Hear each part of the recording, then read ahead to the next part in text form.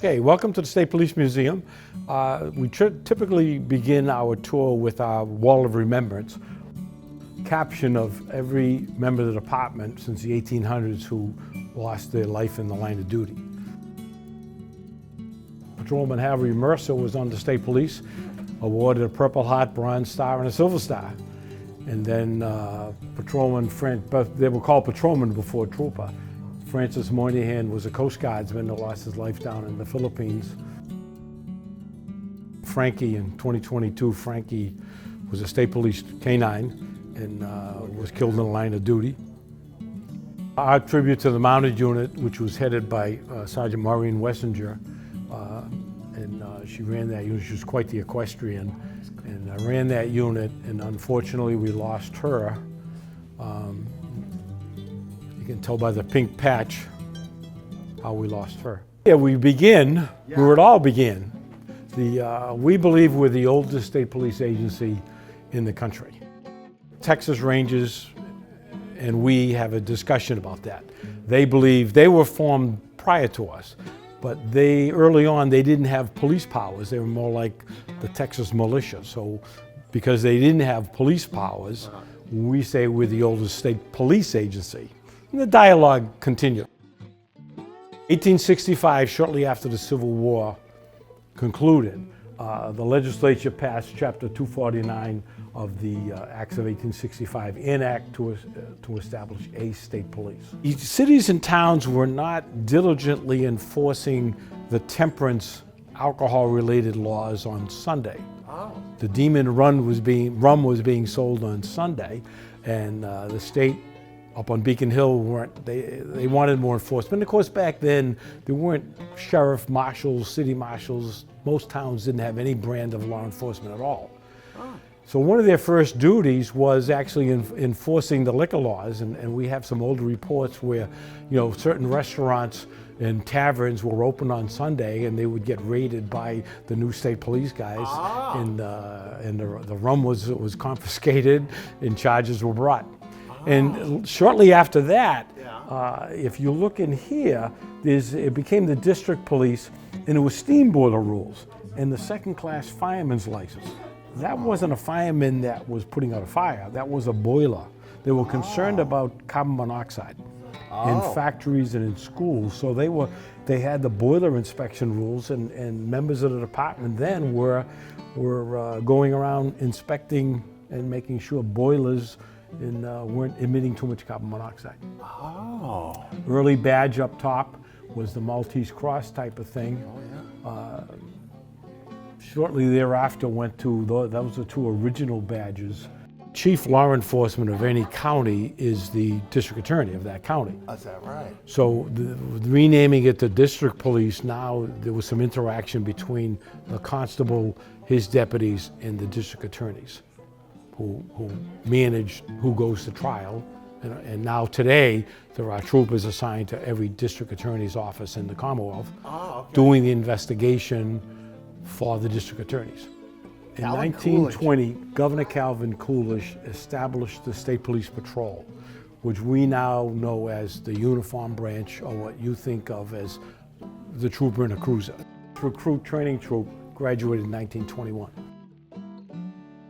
Typically, they would get on a horse, say, in Holden, and ride it for 2 or 3 days through the Commonwealth. They had farms that they would stay at overnight and stable the horse.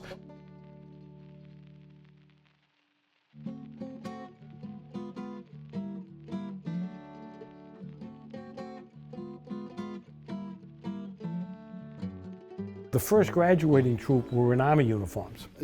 Surplus National Guard Army uniforms. The first commissioner was a guy named Albert Foote. Albert Foote. General Albert Foote was the commanding general of the 26th Infantry Division, a very famous division, World War I and World War II. It's a Massachusetts-based division.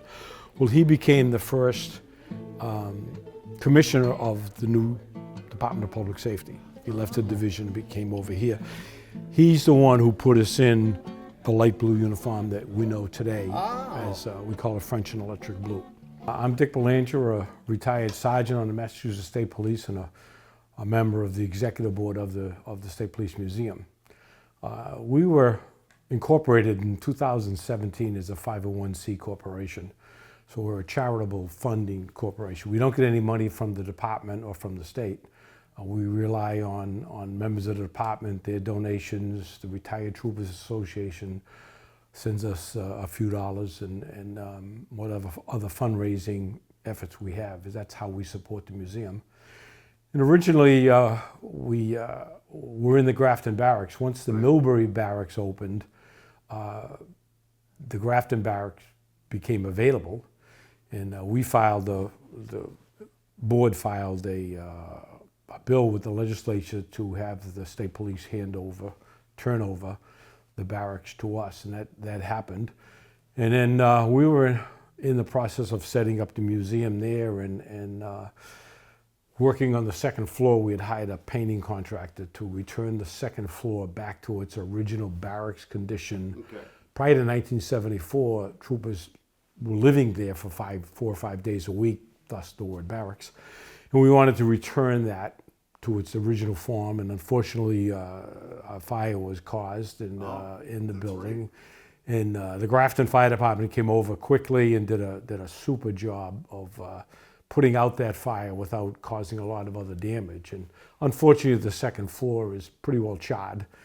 And, you know, we had to go through the whole rigmarole with the insurance company, the painter's insurance company, and we didn't end up with the finances we need to get back in there. We're still working on a plan, trying to develop a plan for us to relocate back there. But it's a question of money, and so we're still struggling with that.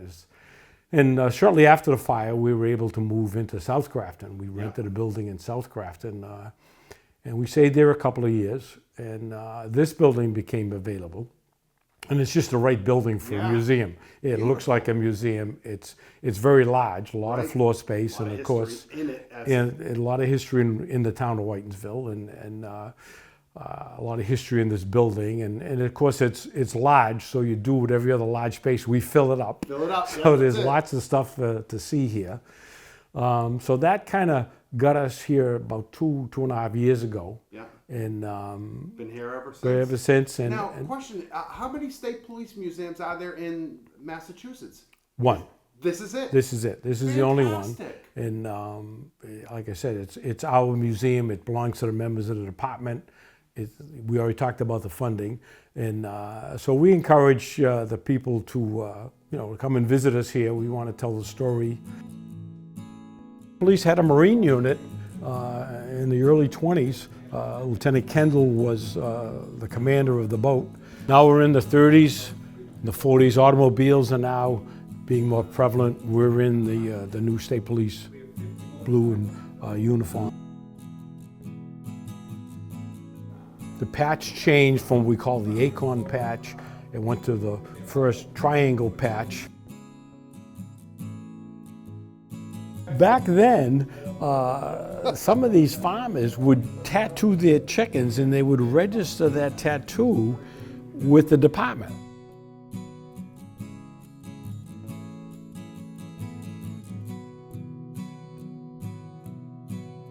The museum pays tribute to the Norman Rockwell Saturday Evening Post story.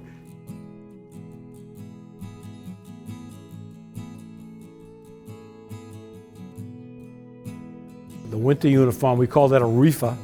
It wasn't very warm, but it looked nice. We communicated, was on teletype.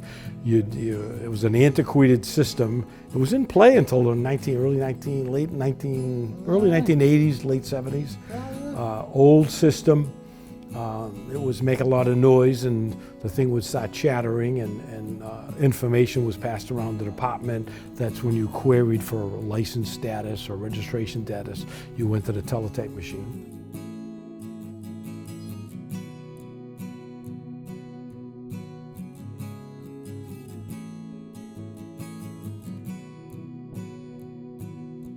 The Learning Center, it's our idea that we can be an asset to the community to educate the community about policing.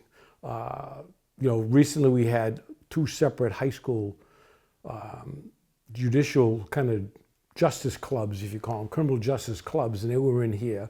And each time we got into a pretty, lengthy and informative discussion. One time was on operating under the influence, what a drunk driving, how that whole thing from what the trooper first put the lights on, the police officer puts the light on, what we want you to do, what a field sobriety test is, all the way through the whole process. And with the second group, they were particularly interested in search warrants.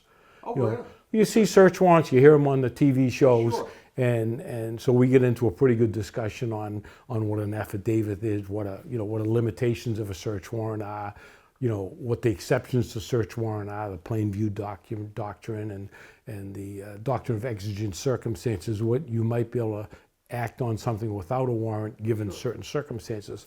And they found that very interesting. They had a lot of great questions about search warrants and the other one about so we really had a good discussion with them, and we'd like to take that to the next step. And there are all sorts of groups that might want to come in and talk about what the state police does in the forensics, the criminal, all the technical stuff.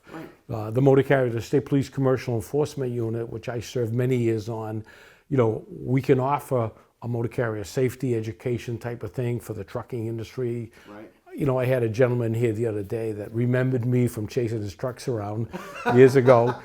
And we get into a discussion on the weight laws, and he was still confused after being in the trucking business for 42 years what his trucks can weigh. So, is it that confusing of a law? Or is he it's that confusing of a law, and it's a complicated law.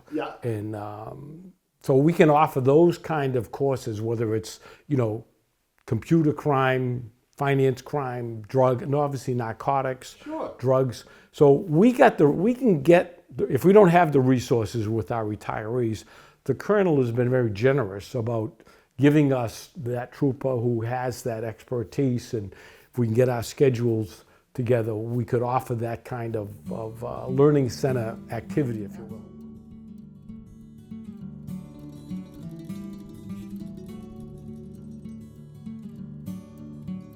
Obviously, we have a bomb, explosive bomb demolition, guys that are highly trained in that. They would typically respond to, locating a bomb, a threat of a bomb, finding a bomb, or any kind of an explosive device or material. They would respond to that. Over here, the dive units, another part of the state police. They do the underwater. Obviously recovering weapons, bodies, if you will, evidence, patrolling, and then if they jump, so they're underwater, they're highly trained to be underwater. Down below here, the state fire marshal, we have arson trained troopers that are highly skilled in detecting arson. They work for the fire marshal. Troopers assigned to the fire marshal office will go and investigate those fires. We have an air wing, helicopter troopers that fly the helicopter, the fixed wing. The state police POP team is the public order platoon. If there's going to be a major disturbance, they suit up. They're trained to be. So they've got a lot of training in riot control, all that kind of stuff. Commercial enforcement unit. Trooper Powell and I worked together that many years on the commercial enforcement unit. We focused on tractor trailers, motor carrier safety. The trucks weighed the scales. We had portable scales that we could weigh a truck up. And then the canine unit. They were the canine unit. Originally up on the wall, you'll see the bloodhounds were the original dogs. It was mostly just for tracking. Right. Up there. And as the canine got more sophisticated, they found that, the dogs are, they're generally Belgians or Shepherds. Belgian Malinois. And the beauty of they is they've got a great nose, and they'll also can be very aggressive when told to be aggressive. Right.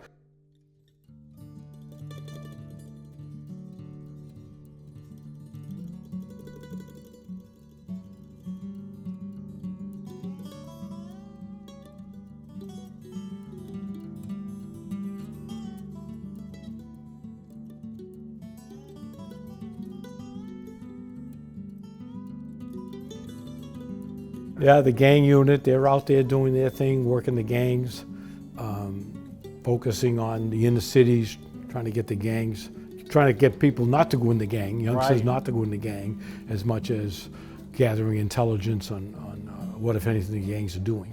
The State Police Stop Team, Special Tactics and Operations, highly trained, highly skilled guys and gals that react to all of the most dangerous stuff.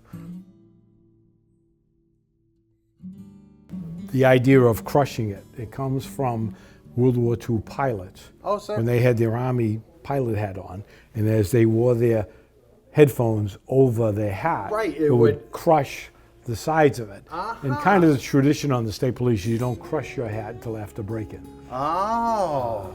Just another little That's- tradition.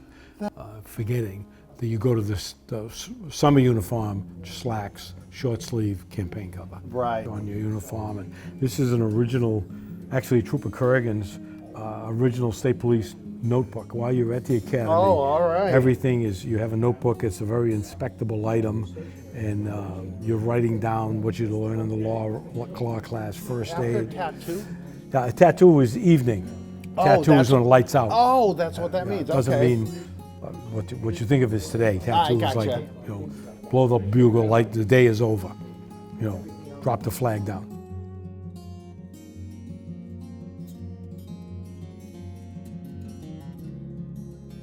We have some photographs of early graduates of the academy.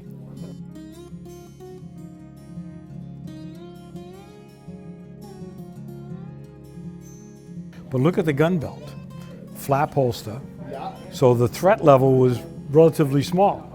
1930s, 1940s, Gun belt still the same. basically the same. Yeah. Up now, the first triangle patch comes out Oh, yeah. in 1947, changed to the present day patch That's in right. 1948. This is kind of our classroom.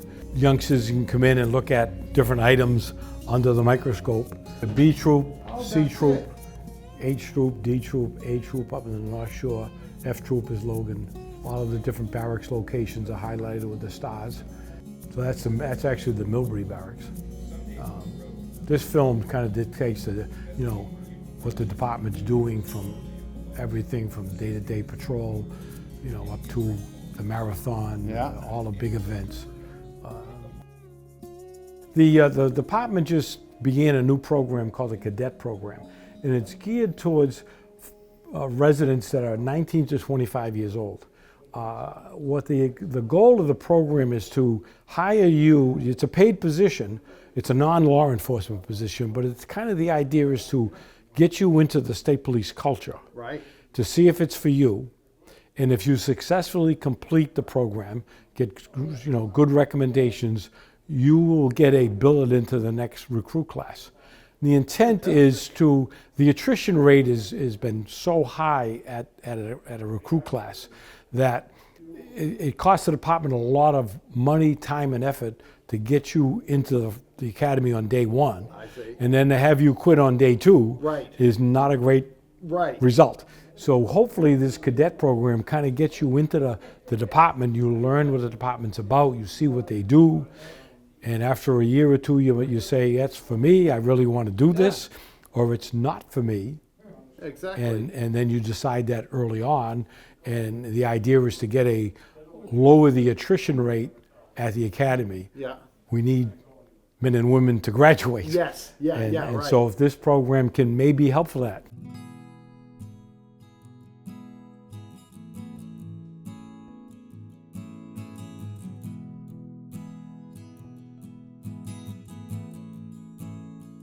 It was a pleasure giving you a tour today, and there's lots to see, so we encourage people to come down on Tuesdays and on Saturdays. Those are the 2 days we're open, about 11 o'clock in the morning, both days, and we stay here till about 4 o'clock. Like I said earlier, we like to give you a tour, get into some dialogue with you about the history of the department, what we're doing, what the department's doing, what we did in the olden days, and talk about some of the equipment. And we think it's time well spent.